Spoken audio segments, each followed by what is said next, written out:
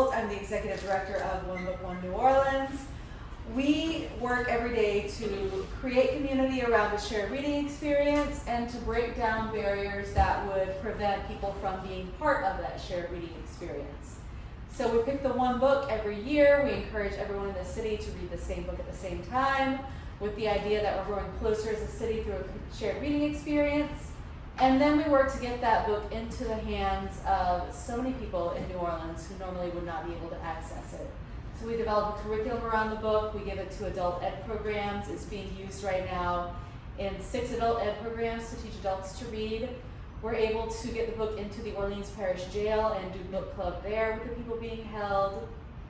We're able to send the book to incarcerated people from New Orleans who are incarcerated elsewhere in Louisiana through a partnership with Louisiana Books to Prisoners. We partner with the public library to make sure that all of the branches have a copy so it's available near your home for free. And we also partner with them on programming. Y'all, Robin Goldblum. We have an event at a public library in New Orleans. It is because Robin made it happen. Even when we're not watching, she's watching out for us. Yeah. Thank you. We love librarians. We love you. All of you. And then we create free family-friendly programming around the book, whether it's panel discussions, interactive community events, food demos, museum talks. We'll be around the city in different neighborhoods doing something around the book at least once a month. And as you all know, this year is Daughters of the New Year by E.M. Tran. Hello, you're just on time. There are cold drinks, there are snacks, help yourself.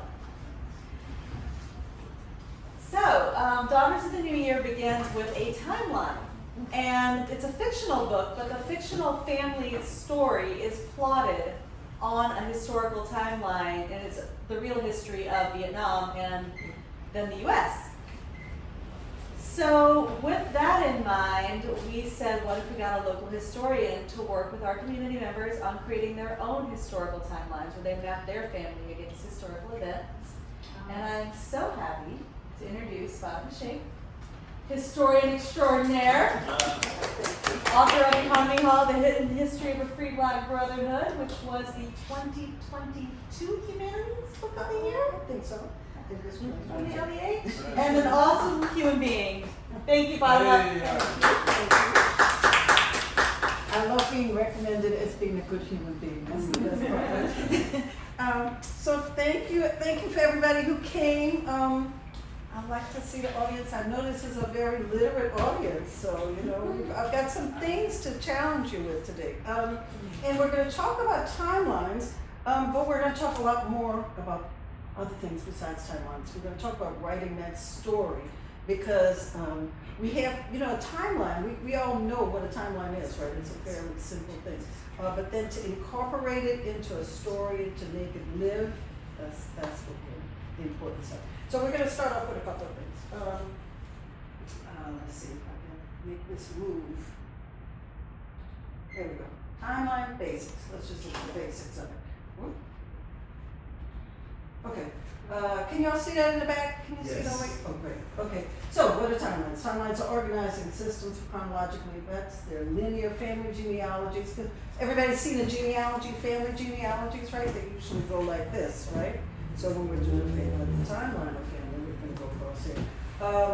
Structural devices. Now this is what is fun, because for this audience, I do believe, because you guys are good readers, that you can take timelines. Once you get your structural device there, now you can play around with it, right? And you can play around with it in nonfiction. What I did, like with Economy Hall, was to play with the emotional points in the timeline. So even though it went chronologically, the things that were most important to me emotionally in that book were the things that I emphasized. So once you get that chronological, once you get your characters mapped out, then you can start playing with emotions and twist it around. Of course, everybody knows now, you watch enough television and movies, right? What was that one with Viola Davis? Murder What was that? How to Get Away with Murder. How to Get Away with Murder. They did some wonderful things with the timelines. Remember how they used to take the chronologies and flashback, back and forth and back?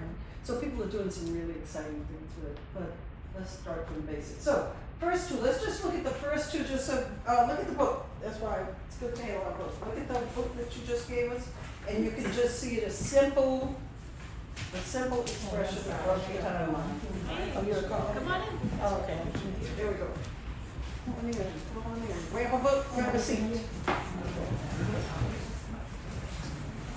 First two for our workshop, let's just look at the organizing system for chronological events and the linear family genealogy, right? And what worked for her was, we got a book, okay, good. What worked for her is one on the top, one on the bottom, right? If you want to make that, give it some more narrative, like when you're starting to do this, or when you 3/4 of the way done with doing it, you can do it with your arc, right? You can start off with a straight timeline, then you can decide to arc it in places where that emotional resonance. Also, where things are what I used to do. I've done this thousands of times, right? When things were hitting a high note, it'd be here. If it was hitting a low note, it would be below the line, right? Now I'm still using the timeline of the people and the events as the line, but the line good things may be happening and then bad things may be happening, right? And then I'm gonna build it up at a certain point to give myself the climax, right? So that's this. So something simple. Now you can start the workshop here. On your piece of paper or your beautiful journals that you've got, you can use paper. I would like you to do something. I would like you to think about your timeline. Does everybody, I should start here. Does everybody have in mind a person or that they are trying to follow in a timeline? Or do you have anybody? You don't have somebody. No. You don't have somebody. Okay, then My think of story's a little somebody. different. Okay, story's a little different. It always has a person, all right? Or a dog, or a cat, or a fly, or whatever it is. It doesn't have to be a person, but you have your character, right? Okay, if not, think of one now. Think of somebody in your family. Think of somebody in your family right now. 'Cause we're just gonna practice. This is the simple. We're gonna do something real simple. Write down some of the events that would have happened to this person in their life, right? Just think. My mama was born. I'll tell you my mama, right? My mama was born 1918, right? Born in 1918. Depression was in 1939, right? Well, that's getting advanced. 20? 29. 29. I think I have it wrong on here. But I don't want to go there yet. I don't want to get to depression yet. I want to go. She went to high school. I don't know, 40, whatever it was. My math isn't there, but in the 30s, we graduated from college in the 40s, right? These are things that happened to my mother. Had a child. So do that, would you? Get yourself about 5 things that happened to whatever your character, your person, your dog, your fly, whoever it is. Things that would have happened to them in their life.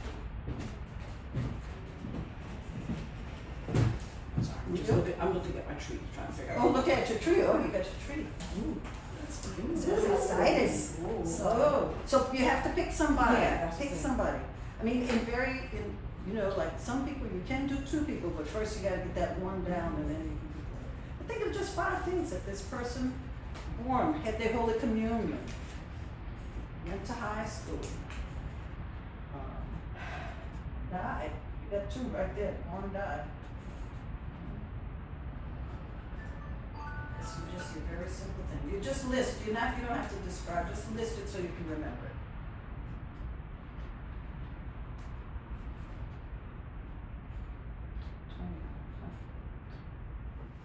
Back row, y'all got it? Y'all got 5 things? Yes. You got it, brand new person? What's your Yes, name? and so that. Nice to meet you. Okay, now, look at your dates when it starts and when it ends, right? try to put your beginning in your, so I said 1918, my mother was born, 1972, she died. Those are my beginnings and my ends for that particular person, right? Okay. So try to put that in your, just your chronology of the person's life. This is our simple, this is our simple one. Now, what went on during those years? What in your memory? See, you don't have to, a lot of times, even I do a lot of research. I did 5 years easily, and then another 5 years later of research, right? But first I had an idea about where I was going. So this is what you're basically doing here. So what would have happened during that period of time? Well, I know civil rights happened between 1972.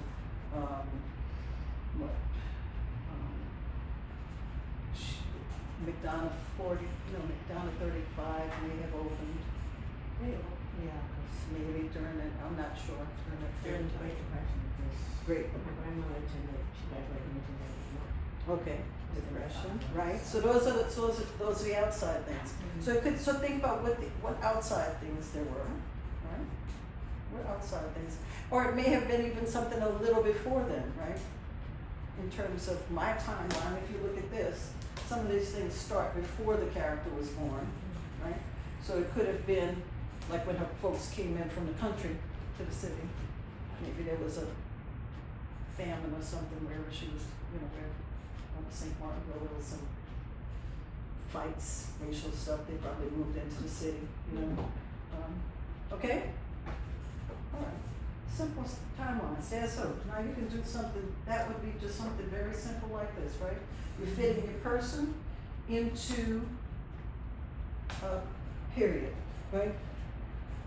When you're doing something simple, you might want to asterisk those things that are powerful in terms of this person's life, right? The Great Depression might have been powerful in this person's life, right? Integration might have been powerful in this person's life. Some of those things on your timeline may be relevant, may not. You're going to go back and research this where your research is going to come in. Then you're going to go to the library, or you're going to go online, and you're going to look at timelines for the city of New Orleans, timelines for my mother was a school teacher, timelines for educational systems in New Orleans, timelines for education nationally, right? And I'm going to see which one of those chronological exterior timelines would make the most sense in her internal life, right? Okay. Right? So, yes. I love that you're giving us a template like this. It's brilliant.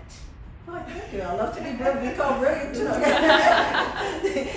No, what I really believe, we have all of the tools. If we have all of the tools to write our stories. We all have it. We have it inside of us.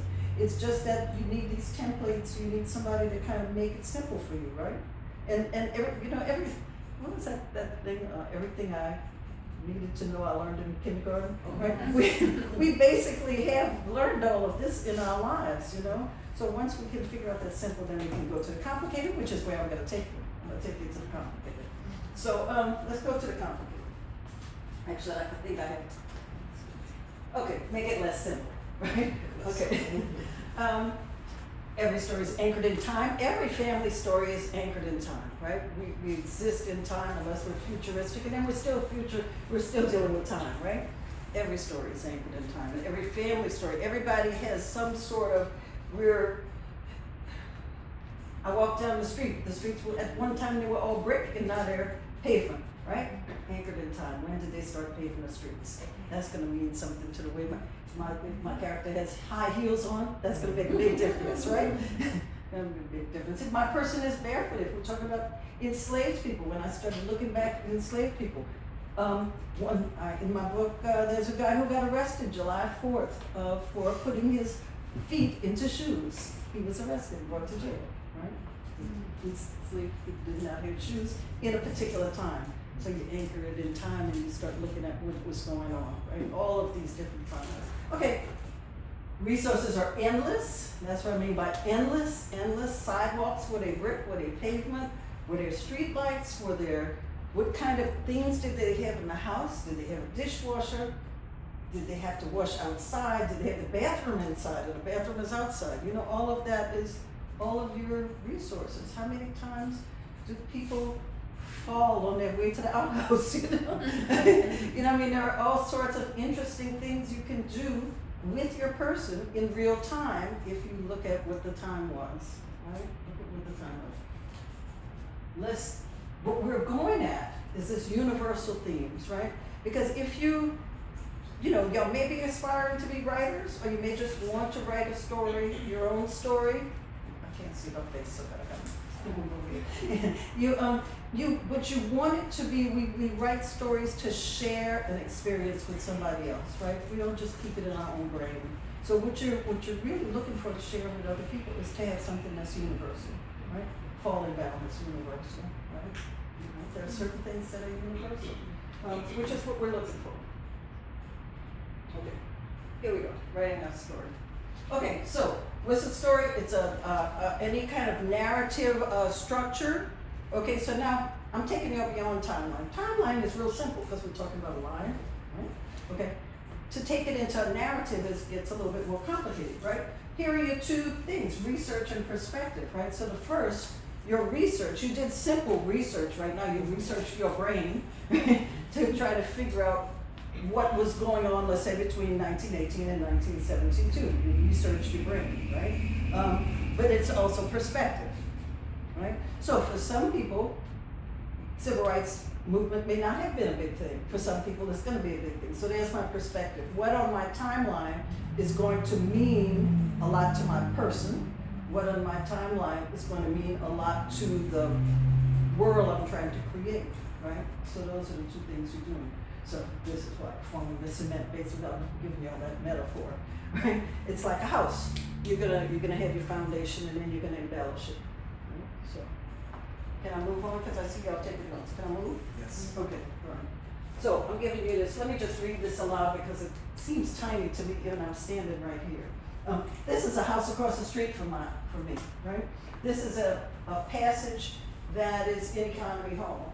And I want you to try to hear, if you can't see, where statistics and where research and perspective go into a paragraph, right? So statistics, which is research, right, show that in the first decade of the 19th century, 2 out of 3 residents of New Orleans were colored, right? Perspective. Almost half of these people were free, either no longer or never owned. Why is that perspective? Because, why is that perspective? Can I tell you why it's perspective and not statistic? There wasn't a case for everyone. Nope. Good guess, thank you. Why is that perspective? How many times have you heard that statistic? How many times have you heard that half of the people in New Orleans who were black before the Civil War were free? Living in New Orleans, you hear it. Not that statistic?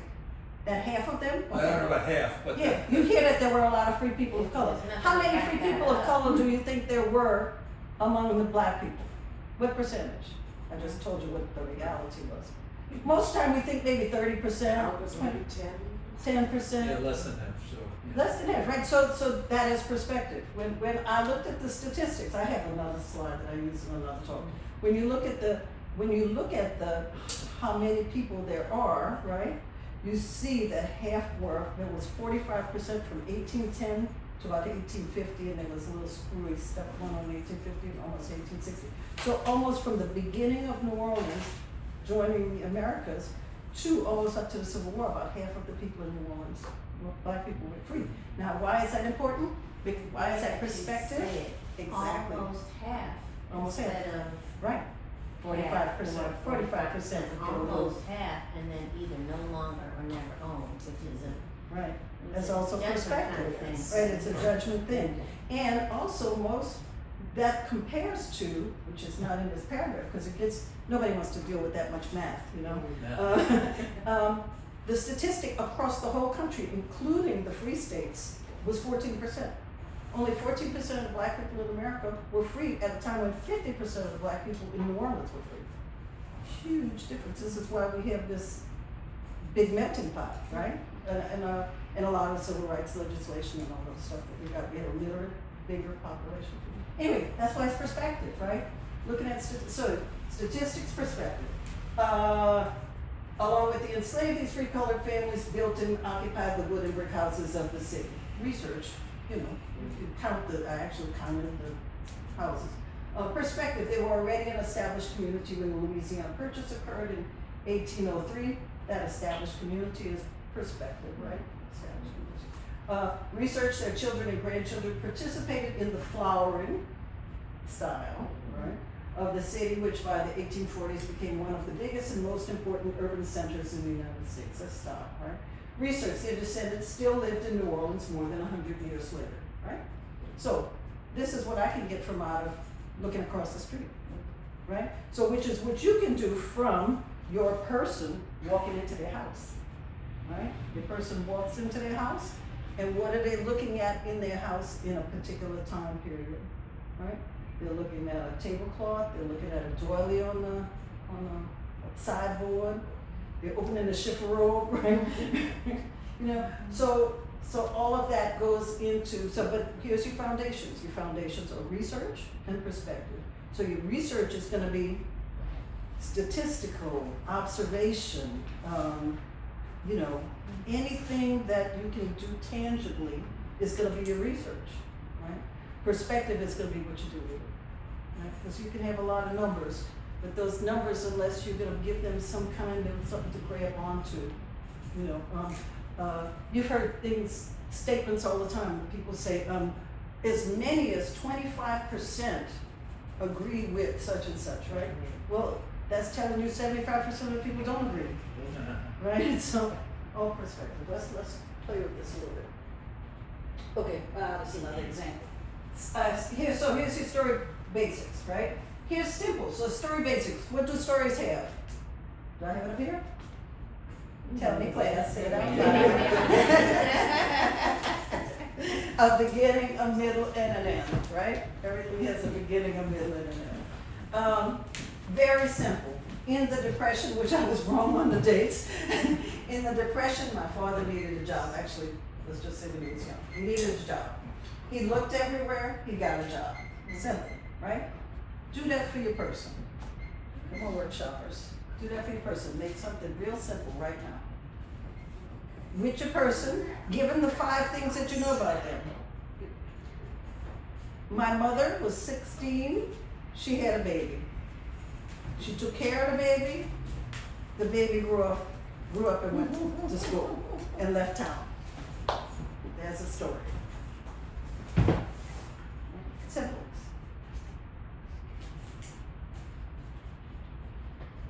To be a simple character. Just beginning, where you can start the choice right here, choices of writers. The choices of writers. Where do I start? Am I going to start when she was born? Am I going to start when she was, you know, had the baby? Am I going to start, you know, am I going to start 5 years before she died? Am I going to start, you know, like where does it start?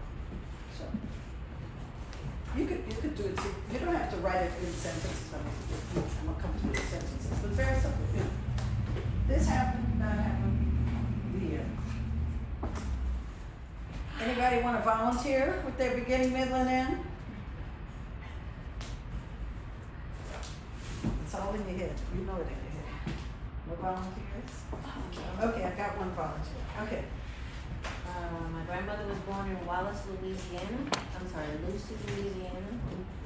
In 1910. She moved to New Orleans to go to high school in McDonough 35 and graduated at age 15. 12 years later, she was married and had her first child. There you go. Thank you very much. Thank you very much. Any more volunteers? Yes, ma'am. My grandmother was born in rural Howard County, Maryland in 1910. There was no school for colored children where she lived. So when she was ready to start school, her mother moved with her to Baltimore City. Okay, thank you very much. All right. Okay. Do I have one more before I go into embellished? You want to try? Me? Yeah, you Yeah, can write in a sure. group. All right, my mother left Newark, New Jersey and went off to graduate school in biology in New Mexico in 1946. She came back home and worked in the lab, then met my father through people she knew in his family, got married and had kids, and became embittered about the career she never had. There we go. Yeah, we're starting to get into the embellished thing. Yeah, we get so you're ahead of me. Yeah, so you see the embellished, right? That's the embellished, right? The depression, he needed a job, he walked on the brick sidewalks, knocking on the doors, he went to all the halls, because this is with research found, he came to the drugstore, I'm sorry. right next to the branch. Can y'all see it? Yeah, went to Mr. LaBranche's, got a job, and he began a bicycle delivery, right? So that's embellished. So I'm gonna get y'all to embellish some. I'm just gonna say, je n'ami. Ah, yeah, the gens arrivent down in That is. Oh, I'm gonna skip this one, that's too many scenes. That's one of the societies I'm interested in. Oh, are you? Yeah. Yes. I think my cousins. Okay, so research, here. We've picked a person or item in the family that holds your interest. You've got a person, right, that you wanna work with. You've got the dates, the major dates in the history. These are timelines. Now, tell me 5 aspects of this person, right? Tell me 5 aspects of this person. Your senses, right? What did they look like? What did they feel like? Right? When you touch their arm or something, what did they feel like? What did they smell like? Taste, can you put a taste in there somewhere? Maybe a lick to my mister. I can, my grandfather's neck, I can remember how salty it was. I was a little bitty kid. Licking his neck. Yeah, right? Taste, what am I missing? What do they sound like? Right? Give this person, because the senses, your sensual information is going to be what is going to carry the story. That's what's going to carry the story, the sensual information. Right? Remember we talked about like if they had to go wash their clothes outside or something, so their hands are cold, is there cold water in a cold bucket, right? So that when I touch this person, their hands were always freezing cold. Or maybe they had arthritis, maybe their hands were arthritic because they had been doing this all the time. Try to get 5 senses into your person. That's just gonna give you your basic thing. And if you're ready to move on, how would you find out about each of those senses? Right? So as I started telling you, touch, right? So I've got this grandmother, she had to work, right? She's working in a laundromat, her hands are always cold, she's using the bucket. She started to get arthritis, now I'm going to look at research arthritis, right? What creates arthritis? What happens to the blood vessels? What happens to the bones? That's going to give me the meat. That's going to give me the meat of this story. And all of the more micro you can get at it, because stories are, they're perspective, but you're not really, when people say, don't tell me, show me, that's what they're talking about. That's what they're talking about. Not gonna say, my grandmother had arthritis, she hurt all the time. She was, what I'm gonna say is my grandmother's hands were gnarled and always cold, right? Her blood vessels were always poking out. I don't know if that's a sign of arthritis, but it's the crookedness, right? The bones were crooked, right? Because I found that research that told me the signs of arthritis, right? It moved from her fingers to her wrist. All of those things are things that are going to give you, you might do a whole paragraph or 2 paragraphs on what that felt like, or what her touch was like, right? When I touched her, this is what I found out.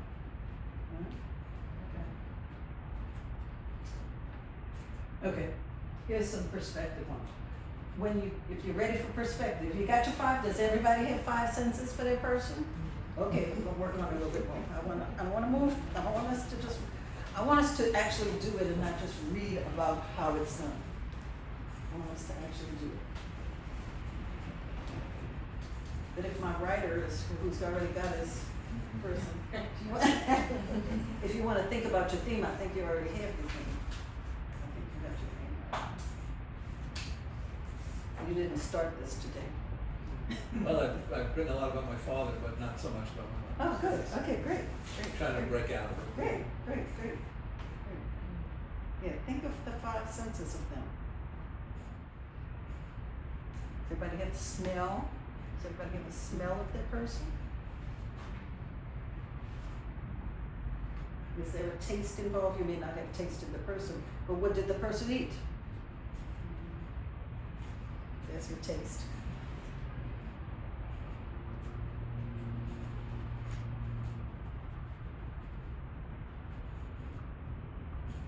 If you don't have the smell of the person, what did their house smell like? Touch.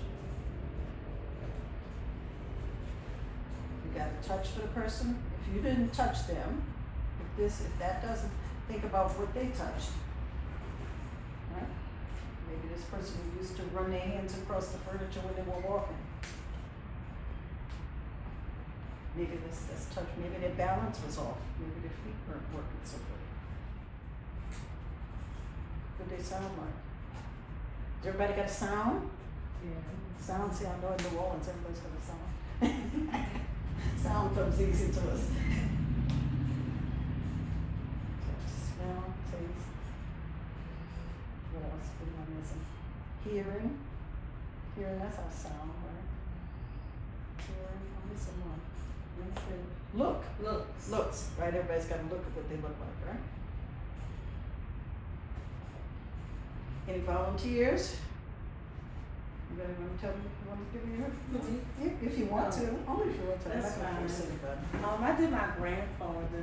Mm-hmm. Doing this, I need to really sit down with my mom. A lot of stuff I don't know verbatim. Well, that's gonna be But- your research, right? Yeah, so for the 5 I did for the census, the looks I put, he was really tall and he was always a well-dressed man. Like I remember he always had these different fedora hats. He had like 6, 7 of them. So that's something I remember. And the smell, which is interesting, is he always smelled good. And the reason I say it was interesting because he was a big smoker, but he was like he was almost like a little vain a little bit because he was always like wanting to look good, smell good. So, you know, most times smokers, you know, if they smoke, you can smell it on them, but I always just remember him smelling like cologne. I put for touch, feel. For me, he felt like genuine love. That's what he felt like to me. And for I'm gonna taste, stop you right there. What does love feel like in the tangible? okay. Let me put that in there. What does it feel like? Does it feel like a hug? Yeah, I just Or a feel like handshake? warmth. Or- I think I feel like I don't know when I think of love, that's just everything. But like genuine love, like safeness, like a safety type thing. Did you sit on his knee? Did he hug you? Yeah, he also used to punish me and put me on my knees too. But yeah. But that's, you see how that's like, Yeah, I love is understand a what you're big saying. abstract word, but when you say he Yeah. hugged me, or he sat me on his knee, Yeah. or he used to sit next to me on the sofa and we watched TV together. Yeah, I get what you're saying. So yeah, I would say like his hug, it felt like warmth. It felt like you were home, like I was safe. That's what I would say, like his touch was like safety. I would say taste, I put a home cooked meal because my grandfather did not believe in eating out at all. Okay. So it was always like a home cooked meal. He didn't believe in going to fast food and stuff like that. What did he cook? Or No, did he you didn't grandma- cook anything. He It just would be ate like the whole my thing. mom or something. Yeah, he didn't really cook anything. He was like old school. And I would say his voice, he had a very like deep bravado, and it was very distinctive. You know, like some people, his voice wasn't this deep, but you know, like James Earl Jones. Even if you don't see him, if you hear his voice anyway, you're like, oh, that's James Earl Jones. He had a distinctive deep voice like that. Yeah, he moved by the voice, right? The Yeah. moved by the emotion. Anybody else? Anybody else want to get in there? 5? Give me 4. Give me 4. She was a fine brown-skinned woman with freckles on her face. Okay. She smelled like gumbo and juicy fruit gum. Oh. Every time you want a pocketbook, every time you come here, you smell that juicy fruit. But if you go over to her house, you know she's been cooking because she's from Edgar. I could smell it. Yeah. She hummed a lot of the time, so she was always.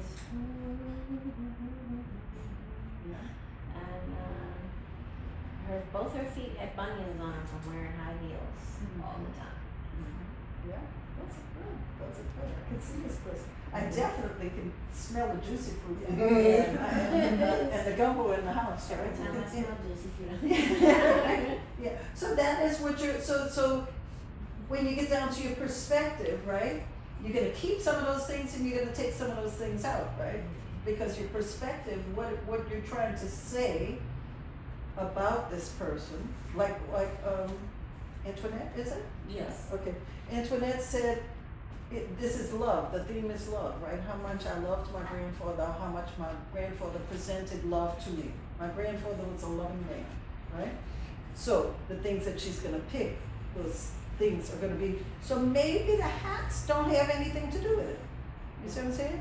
Maybe the sweater that he put his arm around you has more to do with it than the hats. Do y'all get me? Yeah. Because the hat they don't say anything about love, but the sweater might or the blanket might, right? So that's where your perspective is gonna come in. You're gonna make your list, right? I didn't even tell you all 2 columns, which are You're gonna make your list as long as you can with your senses, and then you're gonna kind of start scratching things out as they either go with what you're trying to say or don't go with what you're trying to say, right? Right? So, but if you want to say your grandfather was a loving man, maybe you want to say your grandfather was a disciplinarian, right? Mm-hmm. Maybe you don't want to write, or maybe it might be a paragraph about the love and another paragraph about the disciplinarian, but you're going to have different senses and things that you're going to put in each paragraph. Mm-hmm. And because a lot of times what people wind up doing is remember I said it's endless, right? It's endless what you could write about, right? And the hard part is making the choices. How do you make the choices of what to pick in this description, or what to pick in this paragraph, what to put in this story, what not to put in the story, right? So you have to think about, what am I trying to express with this story, and then you pick those things that are going to try to express it, right? And from my perspective, I always sort of brainstorm everything first, right? I brainstorm everything because my brain is going to bring me to what I'm trying to say, right? So what are you going to keep and what are you going to eliminate? And then, let's go back to our timeline, right? How we're going to put those central aspects into history, right? Remember I was saying when my father's looking for the job, he's walking across the brick and mud sidewalks. He's knocking on doors at the Gens Amis, right? He's looking at, he's seeing, so I'm now going to take the central aspects of the environment, right? So not only do I have the tall, freckled, brown-skinned lady, right, making her gumbo, but I have her walking out to the market, and this is what she's going to see at the market when she's getting her okra, right? These are the things. And then I'm going to put the feel of the okra, the length of the okra, the way it crunches, the way it, all of those. I'm going to try to get all of those 5 senses in the environment also, right? So this is how I'm building. This is how we're building. That's my time. I've got my time. Yep, got time. Okay, simple sort other column, the other column that we didn't do. How do we make this the beginning, the middle, and the end? How do we turn it into a story? I kind of gave it to you a little bit with her grandma walking. But the nice thing to do with your senses and your person is to give it the beginning and a middle and an end. And all things, story-like, relate to a need, satisfying the need, right? Relating to the need, satisfying the need. And how do you get there, right? The middle is how you got there, right? So, what did your grandmother need? Your grandmother needed okra, right? Maybe, right? Maybe your grandmother needed more juicy fruit. She said, Joe. Maybe. So, what did your person? So, start again. You got all your lists. You got your list of what the person looked like centrally. You got a list of your environment, right? And now, what did this person need, or need to know, need to get, need to know, whatever it was? What did they need? So is it basically like you writing an autobiography for that person in a way? Well, it depends on what you want to write. I'm just giving you a Oh, template. okay. Because you could write an autobiography about the person, like, or you could write a short story about the person that just is like going to the market and what they encounter when they get to the market Oh, okay, I got before you. they get home. Or you could, if you're doing like genealogy, like Miss Henry is, you're gonna maybe the emphasis is on the children, how many children or how many people are in the house, right? So maybe you're just gonna give me a scene from that person's house, or this is why the ancestor was important to this person. Gotcha. Picture on the wall, right? And children in the house, right? So let's just say I'm gonna take Miss Henry for a second. If she said this, she wanted to make a story, or she wanted to give something to her family about their ancestors, right? She might say, I came to write this story for you because I felt you needed to know about your ancestors. There's the need, right? I need to know. Here's grandma so-and-so, right? Here's auntie so-and-so, and each one she's saying auntie so-and-so was born here, lived this, had these children, right? And each one she's gonna describe it in as much detail as she wants. And then it's gonna end. You wanted to know something about your ancestors, hopefully this will help you. That's just a little essay, right? Yeah. That'd be like a little essay. But if she wanted to do a story about grandma went out to the field one day and picked her peaches, brought them to the market, and that's how she made her living. Yeah, we could do that. But she's still doing a beginning, middle, and end. Grandma needed to make some money. She went out to the field, she picked her peaches. This is how she picked the peaches. She sold the peaches for this much. This is where she sold it. People she sold it to, this is what they look like. She came home and she had something to spend. I actually like that. Like even doing a book with a bunch of different essays, and each essay is a different family member. There you go. I actually like that. I might do that. There you go. There you go. Thank you. Right. You're welcome, because each person, this is what is so, when people say, oh, I have to hold my book so tight, or I have to, because somebody's going to repeat it. Nobody can repeat your book. Nobody can write your book, because you know what those senses are, and you know what that smells like. You know that ancestor. That somebody right next to your sister or brother could write about the same person and come up with a different story. Yeah. Different story. So you could always write about all of those little details about this person first that you remember, and then that you research, right? And then you research. So, can you do this with your person? What was their need? Let's try to think about. Let's try to create. Let me see if I can go to my next slide. I can go to the next slide. I might be jumping the gun a little bit. But what is this person's need? But think about what this person, of your timeline, of your thoughts about this person, what is you think their greatest need in the venue or the life that you want to talk about? Was it did they need money? Did they need a job? Did they need a husband? Did they need a car? Did they need a dog? If they are a dog, did they need some food? What does they need?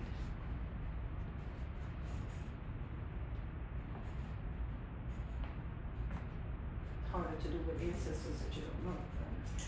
That's why I picked it. But see, that's where your research comes in.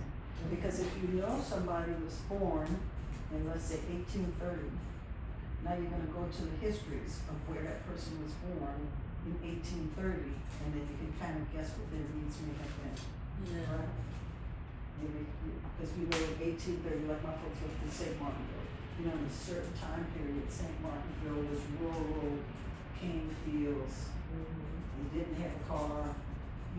Water was pumped out there. I don't think what you call it. The what? I was a city girl. But then you can. That's how your research is going to fill in those ancestor details. Okay. Yeah, because if you don't really know them, then you do your research. Yeah. Yeah. So do you think that research can actually bring you closer to that getting to know that person, or feel that person, experience the senses that you just put out? So many questions about this. Well, I should leave some more time for questions, shouldn't I? Yeah, no, and I'm sorry, I No, don't no, wanna take no, too much no, time that's to fine, one that's personal fine, thing. that's fine, no, because it is absolutely, that's the way you get at it. That's the way you get at it. You do your research, you find grandma was a seamstress, right? Now you go and look, where would she have bought her fabric, right? You go and see what kind of fabric would she have bought, right? What was available in this place at that time. And now you know if grandma was doing rough cotton, how her hands felt, or what kind of needles she had to use, or if she was doing silk, or if she was doing embroidery. That's gonna make her gestures are gonna be different. Right? Think about it. Any of y'all who sew, I don't know if people sew, but nobody sews it. You sew a little bit, but you know how you use a different kind of feeling if you're going through something like leather, right? Or you're going through something like silk, right? You're doing something different. So it definitely does bring you to that person. Because somebody who's sewing silk all the time is probably a clean person. They don't have a lot of stuff on their tables because it'll snag, you know, all that kind of stuff, right? Yeah. Okay. So did we get a need? Do we know how they took care of that need a little bit? I think so. Kind of, right? But y'all get where I'm going, right? And what did they conclude? So let me just go on to the next. We're flipping over this paper, this invisible paper that I told you. Okay, then, so you're gonna do that thing I was saying, right? Objects are people not necessarily related to your individual, but anchored in time, right? What kind of clothes are they wearing? What kind of car are they driving? What kind of street is the street dirt? Then that means some kind of shoes they wear. What kind of shoes they wearing if they're going over the dirt, right? You talking about Newark? Newark was very interesting. Newark had some interesting. You read Phil Roth? Of course. Yeah, okay, right, yeah. My mother went to high school with them. Oh, really? Oh, cool. Cool. Yeah, so you know, Newark has got lots of details and lots of interesting history. Yeah, the iron section. So you may get those objects, right? Pick an object, you know, I'm moving you along a little bit. Pick an object that would relate to your person. Think about it. Think about in your timeline, in your person, right? And pick an object. St. Martinville, Cane Fields, the machete is my object.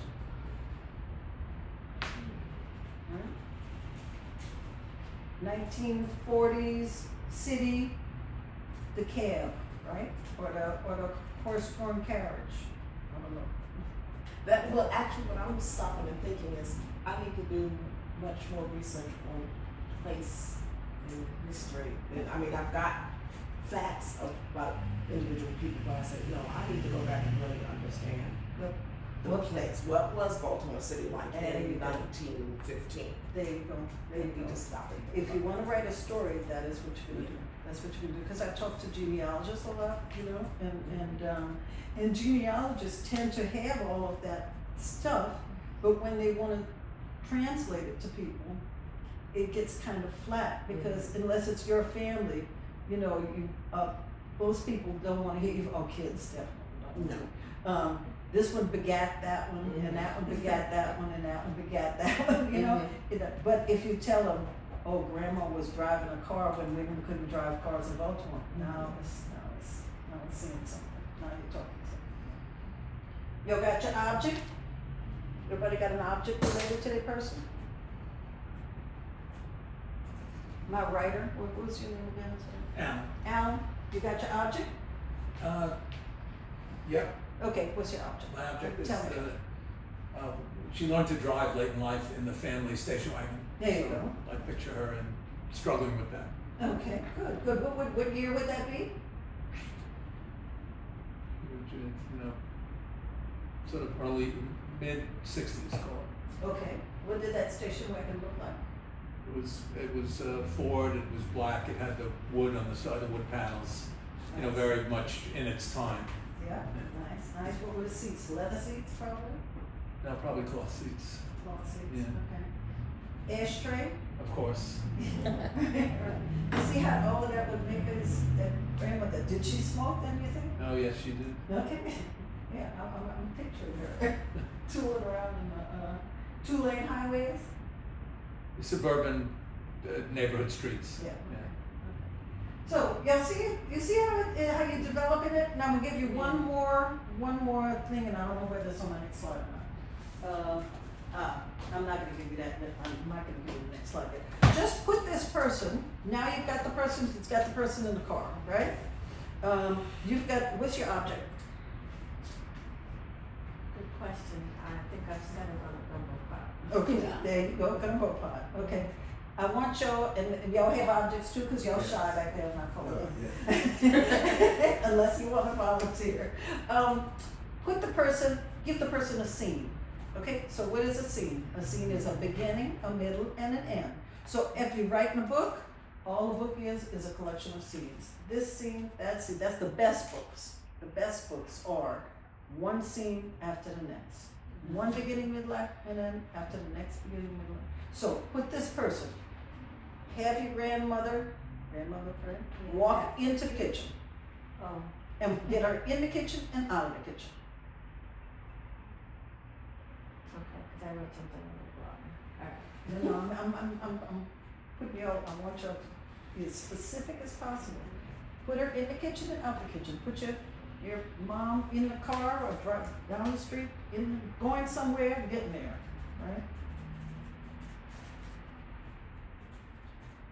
All these non-source. My next book is gonna have a tail. A good way to do scenes is to, when I'm clear, is to start it off like one day, so and so did that. Or one afternoon, grandma walked to the market, right? Or one day, grandma needed cooker. One day, grandma needed shrimp. And she started off the market. It'll place you in a time and a date, right? It'll put you in a real tangible place. Okay? Everybody wanna volunteer? Good, come on, volunteer, tell us. Okay. Can I tell you the first part that I wrote and then I wanna change hear the second part, the time that I it? Okay. She walked into her mother's kitchen to start the Sunday gumbo.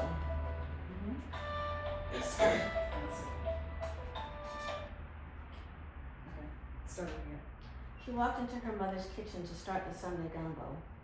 Her mother had taught her long ago to start early with the chopping.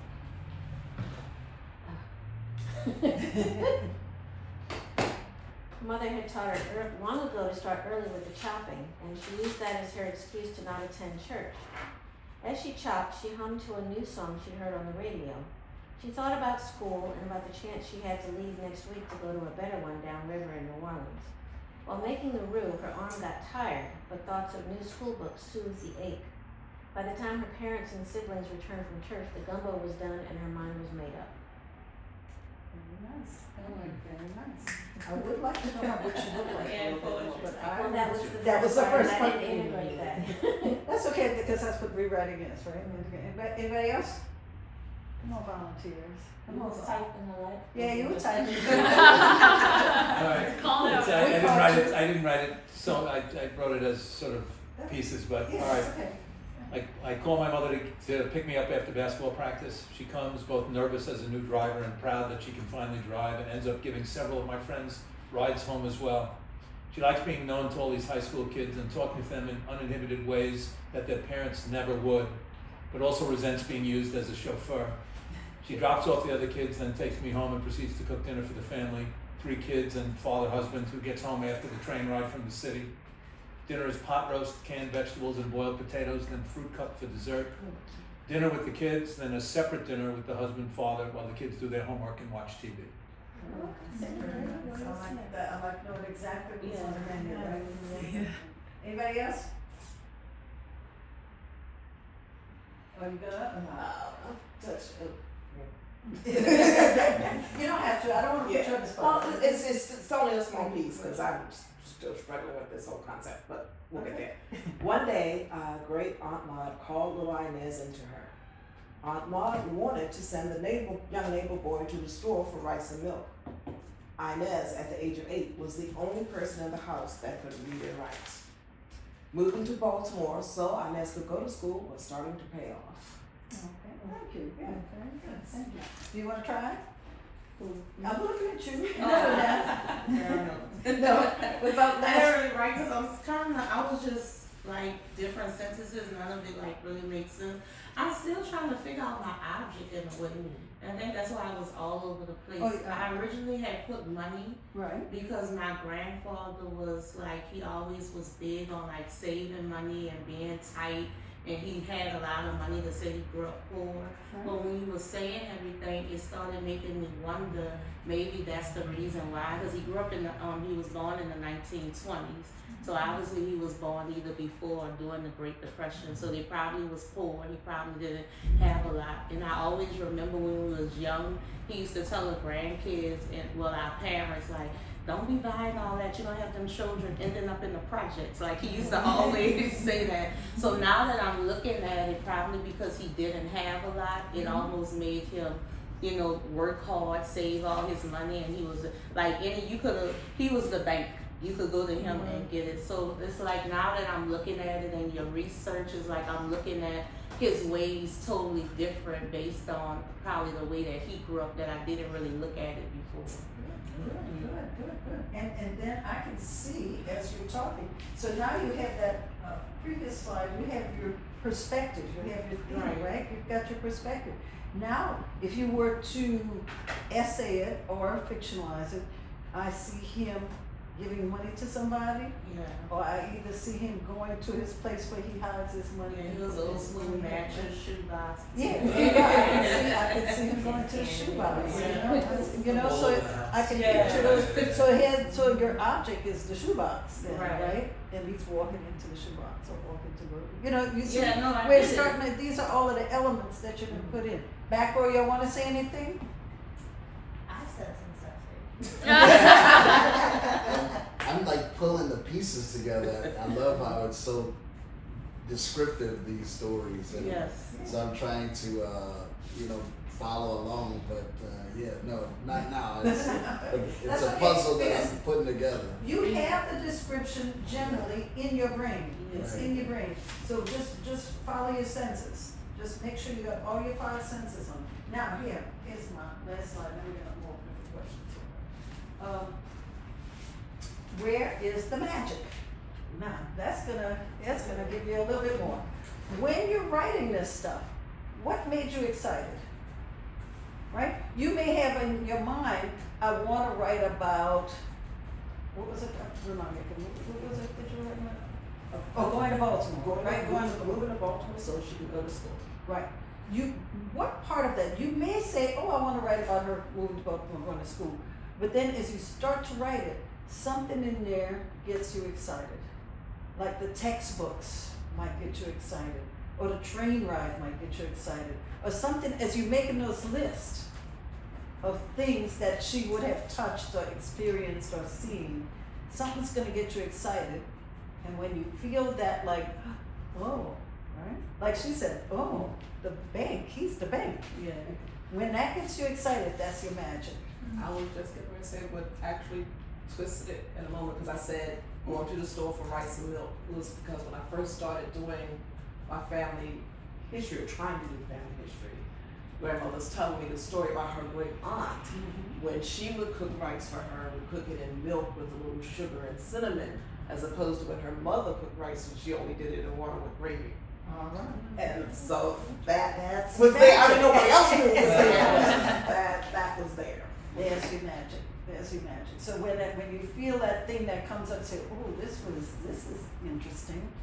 That's where you're gonna start your story, believe it or not. That's where you start your story. Where you feel that magic. That is gonna change your idea about what you had preconceived that you were gonna write. Now you're gonna write, you're gonna start, your story might be about rice. You know, it might be about rice and how the different people in your family had a relationship to rice. You know, I mean, so the magic is what is going to move your story along, right? And that's what's going to get you excited. That's what's going to get your readers excited, because it's going to be something that give you a little flutter, right? Something give you a little flutter when you were doing that. This is the central need. That is your central need. The need to know about rice, right? The need to buy rice, to cook rice, to find out what the rice was and, had to do with it, right? One relative tells others she needs to change the way she cook her rice. She don't know how to cook rice. I need to teach her, right?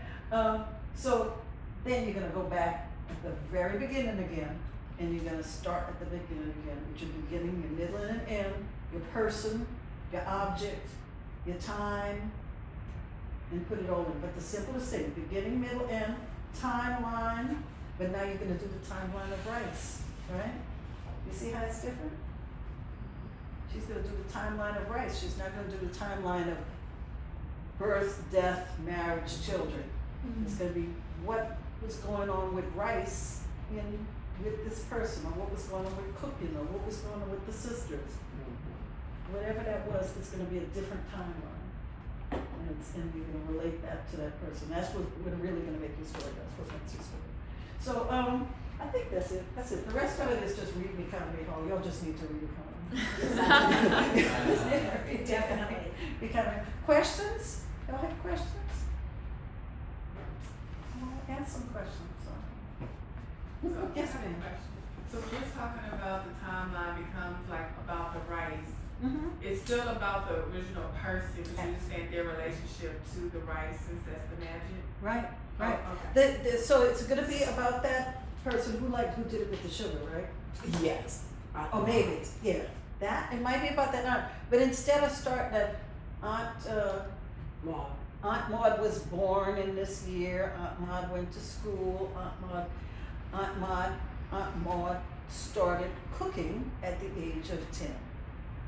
Right? Right? There's the beginning. Aunt Maud started cooking, and she learned it from so and so. And this is the reason why her rice tastes different than this person, right? And Aunt Maud, then you're gonna, okay, so then now here's your timeline. Aunt Maud at the age of 10, Aunt Maud talking with whoever said her rice was terrible, Aunt Maud needing to change it or not change it, Aunt Maud having a fight with the sister, right, or whoever it was, right? Aunt Maud being happy in her own home with her own people, right, cooking her rice like she must have cooked it, right?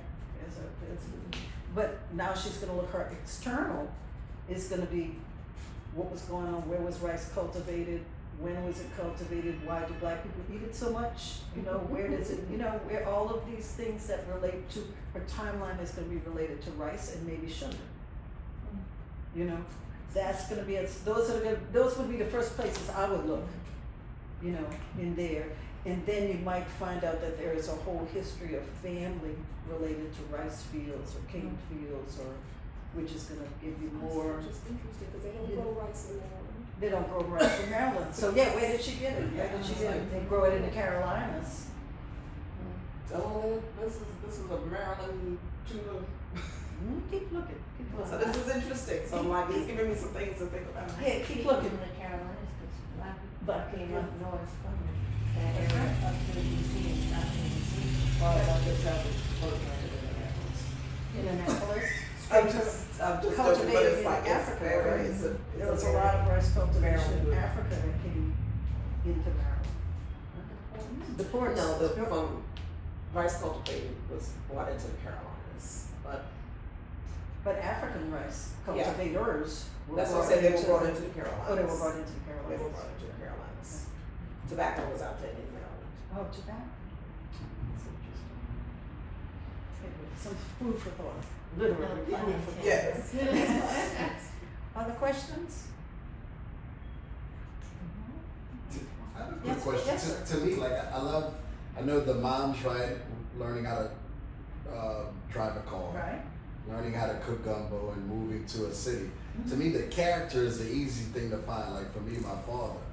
But what's difficult to me, I'm trying to find prompts. How do I come up with a story that's unique in my space to want to write about? Like, is there like prompts that you come up with? Like, what made you all think of Aunt Maud moving to this part in her life, or your mom learning how to drive? Like, just what are some of the prompts that Objects. Objects, we started with objects, Yeah. but you could also start with your magic, or try to start with your magic. What do you remember the most about your day? What do you remember the most about it? Just write it down, you don't have to share it. Well, I was gonna say tell. No. Oh, yeah, no, what do I His Okay. magic is its Yeah, own, yeah. his magic Yeah. is its own. Just write what you remember, write 5 things that you remember, or 10 things that you remember, the most about it. And then you start, as you go down a longer list, something's gonna make you flutter a little bit. Something, and that's where you start. Because I can tell you, biography started birth and death. No, it's where you feel the most about this person, right? Whether they're a hard worker or a disciplinarian or a person who is generous but mad about having to be a little bit generous or being that mother, or whatever it was. It's what makes you kind of excited, which makes your story different than everybody else's. Because 2 people can live in the same house and have a different experience of a parent, right? Right? Or what, just make a list. Try to do 100 things. Yeah. 100 things. But Where did he sit?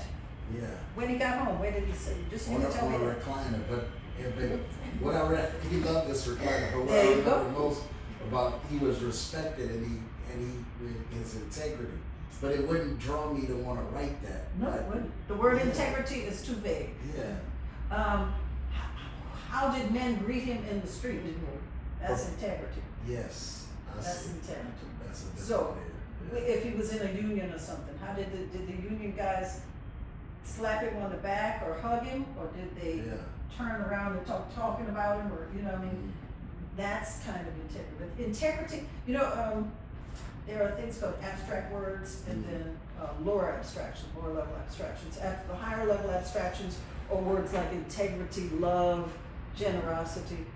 Lower level abstractions are very specific. He gave me a piece of bread. That's generosity.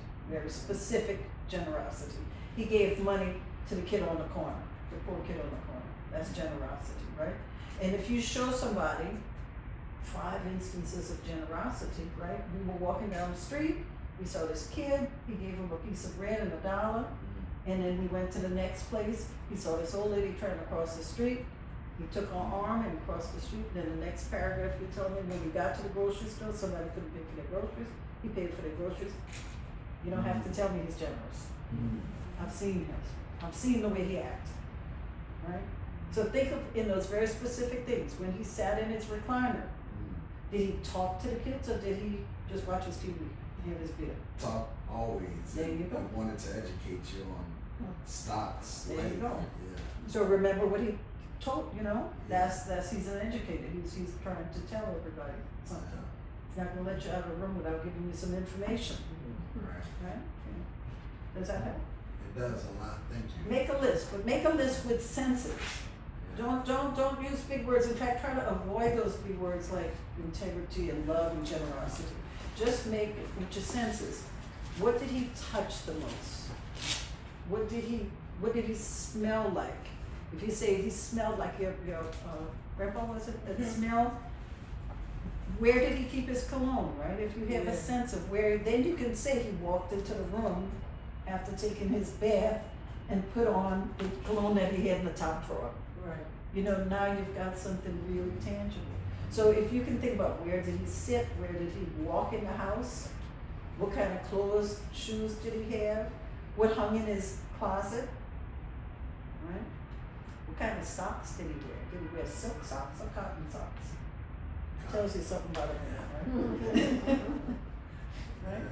All those kinds of things. That's how those are your details. And the details will bring you to that larger thing that you're looking at. Right? Questions? Let's see what's on this. I have a question that's not quite related, but more related to your type of research. Okay. I mentioned Louisiana. Yeah. I believe one of my husband's ancestors was a member of Louisiana. It was mentioned in his obituary. So my thing is, how do I find out more about this organization? How do you do that kind of research? The thing I rely on the most is Genealogy Bank.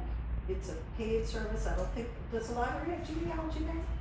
Just ancestry.com. Ancestry is a good place too, but I found more in Genealogy Bank than I found in. We should keep that in mind for the library. Yeah, Genealogy Bank is That you can access. newspapers. Yeah, and Ancestry is good, but Genealogy Bank will give you newspapers that the other America's historical newspapers don't give you. Like they'll give you the Tribune, which is in French, right? And Journaux is in French, so you might see some mention of it. I think Journaux was later though, I think. But it will give you, if they have a party or something, it might give you an advertising. And So I would go say it again, first. it's the Genealogy Bank. Genealogybank.com. Okay. $20 a month or something like that, you know, so it's a little steep. I think that's a little steep, you know, but But it's more than what you would get from, say, newspapers.com. it's more than America's newspapers, historical newspapers. America's, Maybe look at, on the library website for newspapers.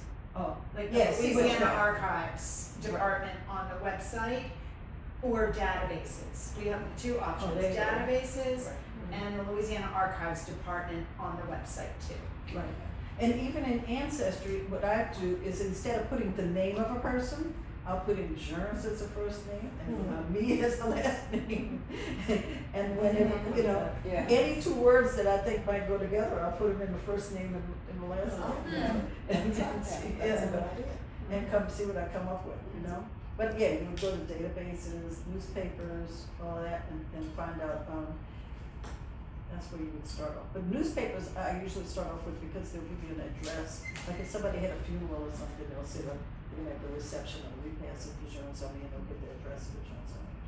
And then you would look at who lives next to it, who lives across the street, what's around it, all that. That creates, yeah, directories, right. Directories. Yeah, she knows, she's in Thomas stuff, you should be there. She can tell. We get a lot of calls from genealogy. They usually tell them to go to Louisiana Division. We have some things, but Louisiana Division. Or family search is free. Oh, family search. Right. Yeah, family search is available, that's free. I use family search. Yeah, I use more, family. more than ancestry. More than Ancestry. And Ancestry, with your library card, you may have to use it in the library. Yeah, that was, So any library, but still, I don't think you can just pull out your laptop at night while you're in bed, you know. Which is the best time for kids. I said that I can do because I did pay for ancestry. Yeah, Because the yeah. problem for me with the family tree, I know it's free, but the tree is like public, so Oh, people yeah, go in yeah. there and make changes that they're like, yeah, no. So, They've changed me a few times, so it's I find out I'm related to people I'm not. So I think we're ready here. Thank Yeah. you so much. Okay. I don't mean to push No, us, no, but I know think we we're do right have time. I think it's time, yeah. Thank you so much. Thank you.